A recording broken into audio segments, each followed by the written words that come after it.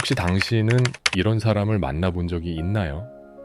말은 많지 않지만 그의 눈빛에는 깊은 바다 같은 무언가가 담겨 있고 당신이 힘들 때 그 누구보다 당신을 이해해주는 듯한 느낌을 주는 사람 말입니다. 그들은 화려한 말로 위로하지 않지만 그냥 곁에 있어주는 것만으로도 당신의 마음이 편안해지는 그런 사람들입니다. 아니면 이런 사람은 어떤가요? 겉으로 보기에는 평범해 보이지만 대화를 나누다 보면 삶에 대한 깊은 통찰력을 가지고 있어서 당신이 미처 생각하지 못했던 관점을 제시해주는 사람. 그들의 조언은 책에서 읽은 것 같지 않고 마치 삶의 깊은 곳에서 우러나온 것 같은 진정성을 가지고 있습니다. 이런 사람들에게는 공통점이 하나 있습니다. 그들은 모두 인생에서 상당한 고통을 겪어본 사람들이라는 것입니다. 하지만 놀라운 것은 그 고통이 그들을 무너뜨리지 않고 오히려 더 깊고 지혜로운 사람으로 만들었다는 점입니다. 위대한 심리학자 칼 융은 이런 현상을 오랫동안 관찰해왔습니다. 그리고 그는 발견했습니다. 인생의 깊은 고통을 겪고 그것을 통해 성장한 사람들에게는 특별한 8가지 특징이 나타난다는 것을 말입니다. 오늘 밤 저는 당신과 함께 이 특별한 8가지 특징들을 탐험해보고 싶습니다. 혹시 당신도 인생에서 큰 고통을 겪어본 적이 있다면 이 이야기를 들으면서 자신 안에서 일어난 변화들을 발견하게 될 것입니다.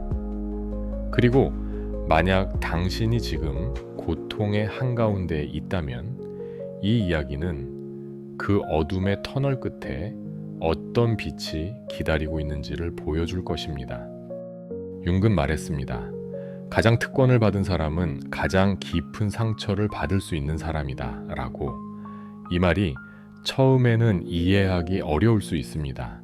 어떻게 상처받는 것이 특권일 수 있을까요? 하지만 오늘 우리가 함께 살펴볼 8가지 특징들을 통해 당신은 이 말의 깊은 의미를 이해하게 될 것입니다. 고통은 우리를 갈라놓지만 동시에 우리를 하나로 묶어주기도 합니다. 고통은 우리를 약하게 만들지만 동시에 우리가 상상했던 것보다 훨씬 강하다는 것을 알게 해주기도 합니다.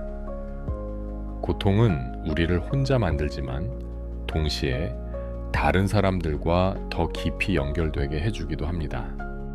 이런 역설적인 진실들을 몸소 체험한 사람들, 그들이 바로 오늘 우리가 이야기할 사람들입니다.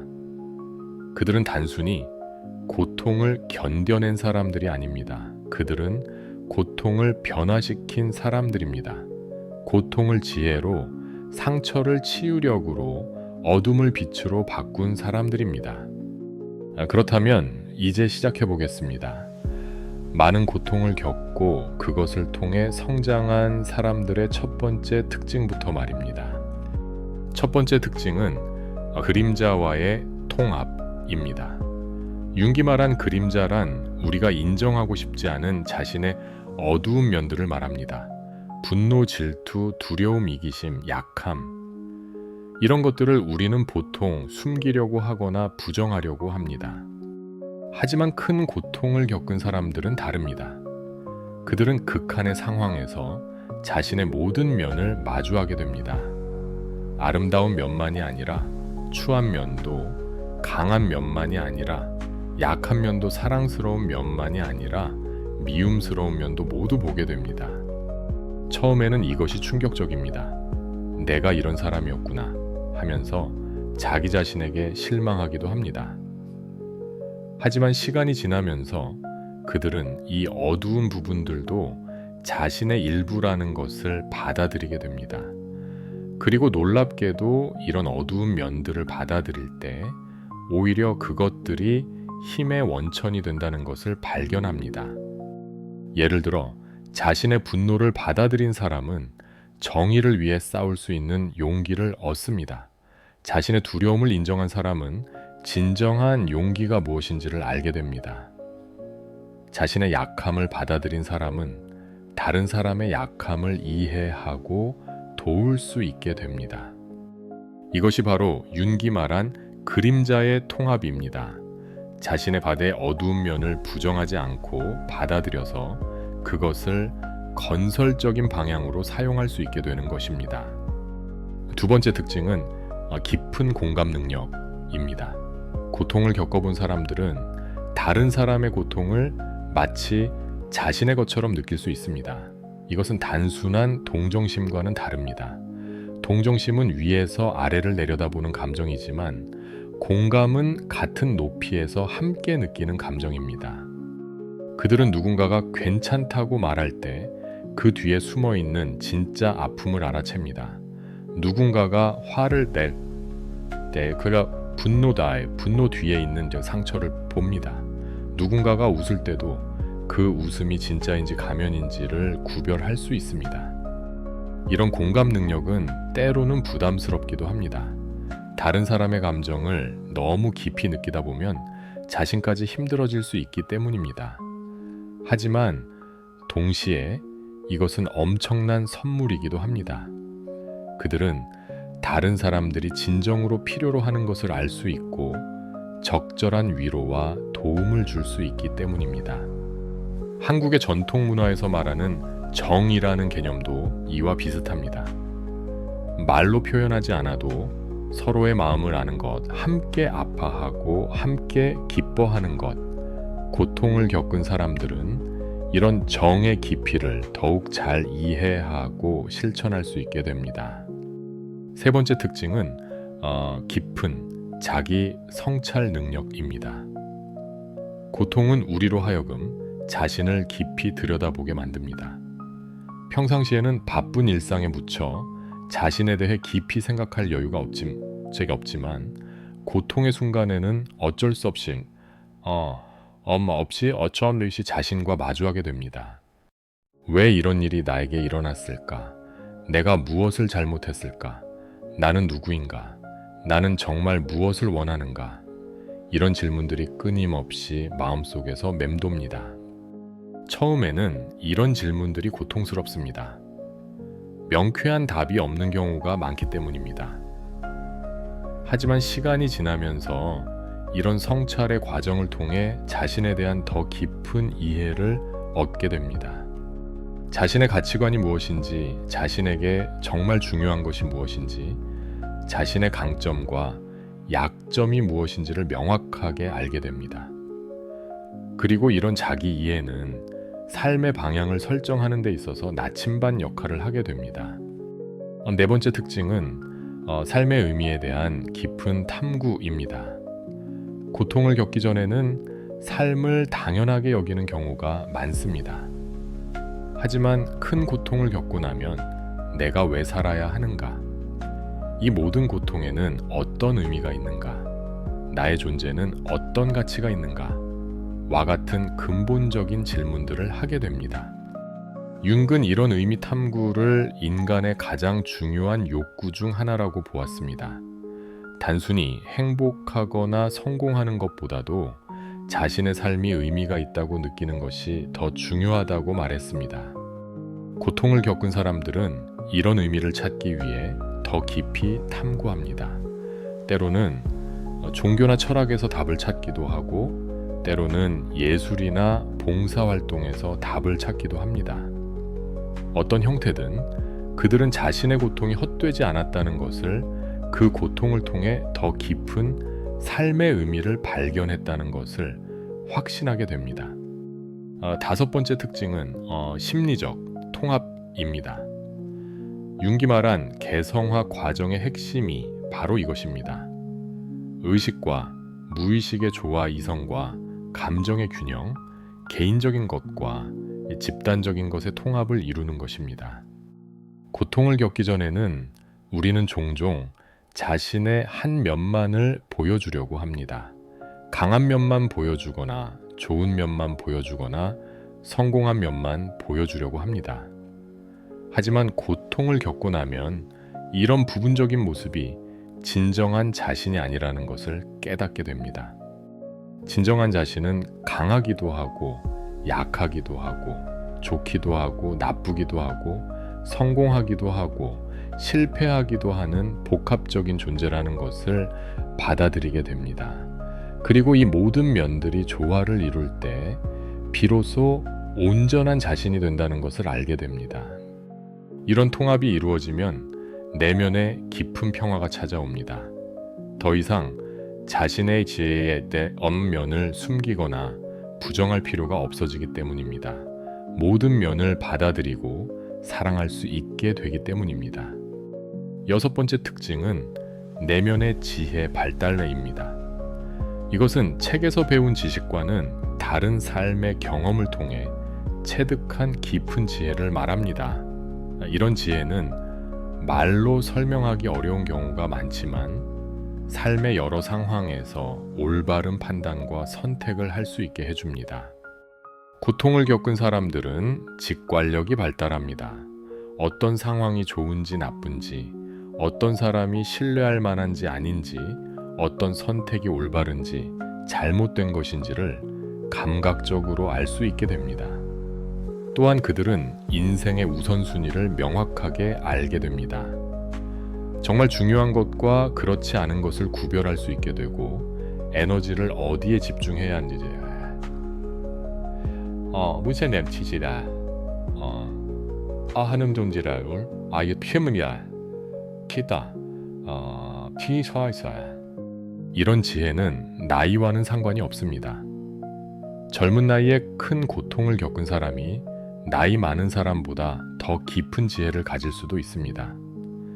중요한 것은 나이가 아니라 경험의 깊이와 그것을 통해 얻은 통찰의 정도입니다. 일곱 번째 특징은 강한 회복력입니다. 이것은 단순히 강해지는 것과는 다릅니다. 강해진다는 것은 더 이상 상처받지 않는 것을 의미할 수도 있지만 회복력은 상처를 받더라도 그것을 치유하고 다시 일어설 수 있는 능력을 말합니다. 고통을 겪은 사람들은 자신이 생각보다 훨씬 강하다는 것을 알게 됩니다. 이 정도의 고통도 견뎌낼 수 있구나. 이렇게 절망적인 상황에서도 다시 일어날 수 있구나 라는 것을 경험적으로 알게 됩니다. 그리고 이런 경험은 미래에 다른 어려움이 닥쳤을 때 큰 힘이 됩니다.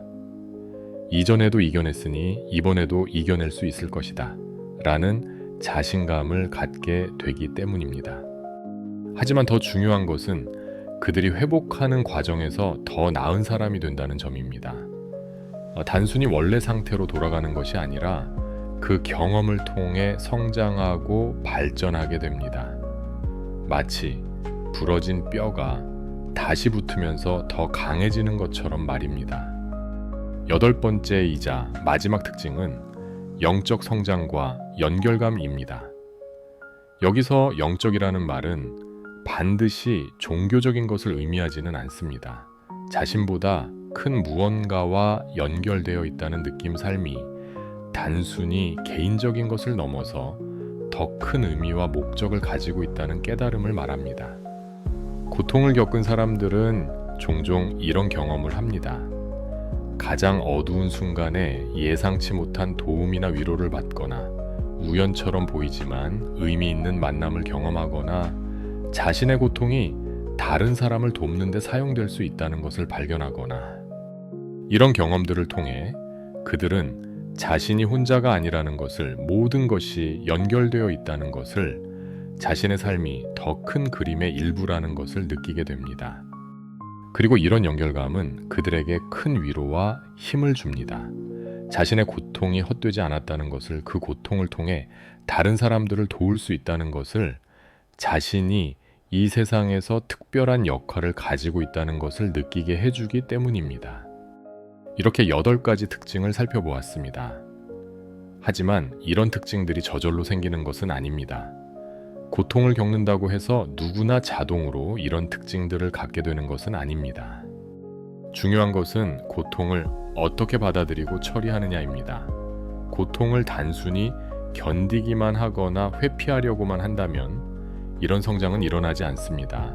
고통을 정면으로 마주하고 그 안에서 의미를 찾으려고 노력하고 그것을 통해 자신을 더 깊이 이해하려고 할 때만 이런 변화가 가능합니다.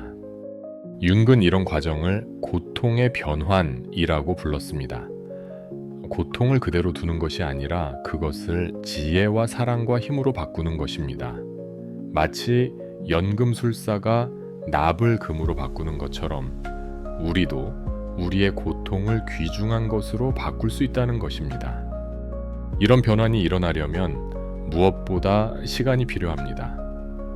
고통받는 순간에는 이런 긍정적인 변화를 상상하기 어렵습니다. 이 고통이 언젠가 나에게 도움이 될 거야 라고 생각하기는 쉽지 않습니다. 하지만 시간이 지나고 그 고통을 소화하고 통합하는 과정을 거치면서 점차 이런 특징들이 나타나기 시작합니다. 마치 상처가 아물면서 더 단단한 흉터가 생기는 것처럼 마음의 상처도 치유되면서 더 강하고 지혜로운 부분이 생겨나는 것입니다. 또한 이런 과정에서 중요한 것은 혼자 견디려 하지 않는 것입니다. 물론 고통은 본질적으로 개인적인 경험이지만 그것을 완전히 혼자서 처리하려고 하면 오히려 더 어려워질 수 있습니다. 다른 사람들과 자신의 경험을 나누고 위로와 지지를 받고 때로는 전문적인 도움을 받는 것도 중요합니다. 고통을 통한 성장이 반드시 홀로 이루어져야 하는 것은 아닙니다.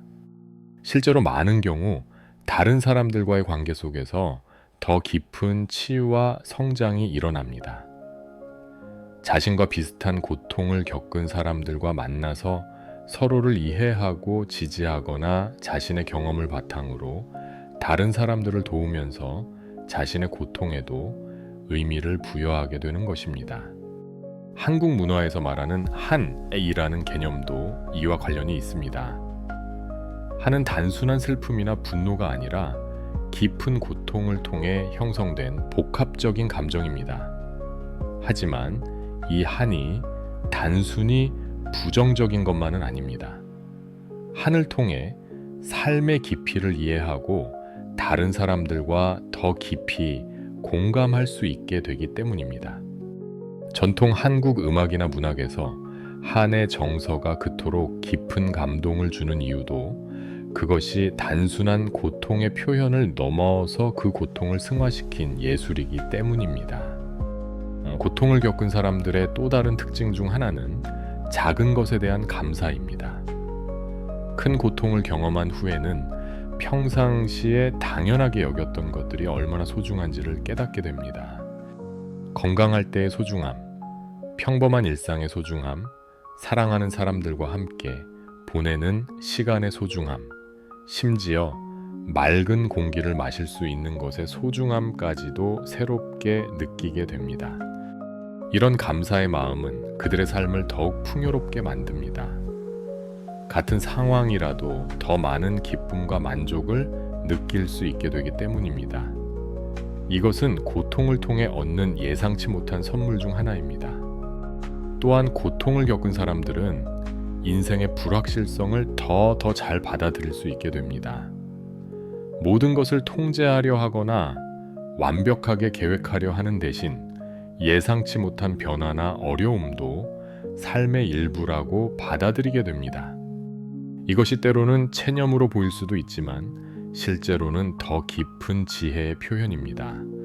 통제할 수 없는 것에 대해서는 받아들이고 통제할 수 있는 것에 대해서는 최선을 다하는 것. 이것이야말로 진정한 성숙의 표시입니다. 고통을 통해 성장한 사람들의 관계는 또한 질적으로 다릅니다. 그들은 피상적인 관계보다는 깊고 진정한 관계를 추구합니다. 사교적인 관계보다는 진심으로 서로를 이해하고 지지할 수 있는 관계를 원합니다. 이것은 때로 그들을 외롭게 만들 수도 있습니다. 깊은 관계를 맺을 수 있는 사람들이 많지 않기 때문입니다. 하지만 그 대신 그들이 맺는 관계들은 더욱 의미 있고 지속적입니다. 그들은 또한 다른 사람들의 고통에 대해 더 큰 인내심을 보입니다. 자신도 고통을 겪어봤기 때문에 다른 사람이 어려워할 때 성급하게 조언하거나 판단하지 않습니다. 대신 그 사람이 자신의 속도로 자신의 방식으로 그 고통을 처리할 수 있도록 기다려줍니다. 융은 이런 태도를 치유자의 상처라고 불렀습니다. 자신이 상처를 받아봤기 때문에 다른 사람의 상처를 치유할 수 있게 된다는 의미입니다. 가장 좋은 의사는 자신도 병을 알아본 의사라는 말과 비슷합니다. 실제로 많은 상담사나 치료사들이 자신도 깊은 고통을 겪어본 경험이 있습니다. 그리고 그런 경험이 있기 때문에 내담자들의 고통을 더 깊이 이해하고 효과적으로 도울